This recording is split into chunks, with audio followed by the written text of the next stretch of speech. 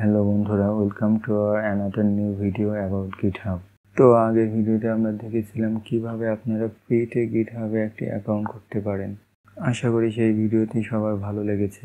এই ভিডিওতে আমরা দেখব গিটহাবে কিভাবে একটি নিউ রিপোজিটরি ক্রিয়েট করে এরপর সেখানে প্রজেক্ট অথবা ফাইল আপলোড করতে হয়। প্রথমে আমরা আমাদের গিটহাবে প্রোফাইলে চলে আসব। প্রোফাইলে আসার পর উপরে প্লাস আইকনে ক্লিক করে নিউ রিপোজিটরি আইকনটিতে ক্লিক করব।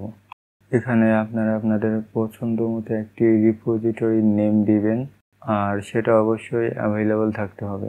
এখানে চাইলে আপনারা একটি ডেসক্রিপশন দিতে পারেন, যদিও সেটা অপশনাল। আর এই রিপোজিটরি আপনারা চাইলে পাবলিক অথবা প্রাইভেট রাখতে পারবেন। পাবলিক রাখলে সেটা সবাই দেখতে পারবে এবং প্রাইভেট রাখলে শুধু আপনি নিজে সেটা ভিজিট করতে পারবেন। এখন নিচের দিকে এসে ক্রিয়েট রিপোজিটরি বাটনে ক্লিক করবেন। এরপর আমরা একটি পরবর্তী ইন্টারফেসে চলে আসব। এখন এখানে লেখা আছে quick setup, you have done this kind of thing before.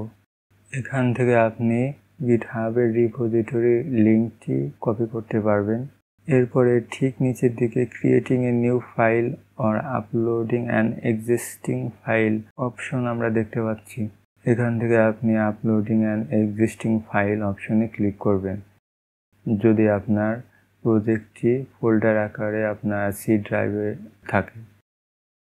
তো আমরা আমাদের ড্রাইভ থেকে প্রজেক্টের ফাইলগুলো কপি করে এনে এখানে বসিয়ে দিব।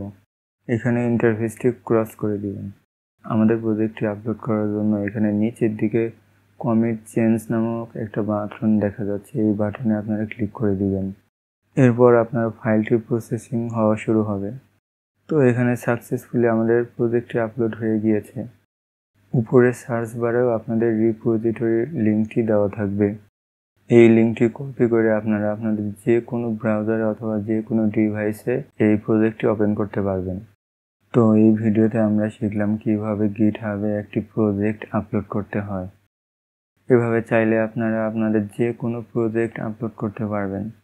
তো আজকের ভিডিওটি এই পর্যন্তই। পরবর্তী ভিডিও দেখার আমন্ত্রণ রইল।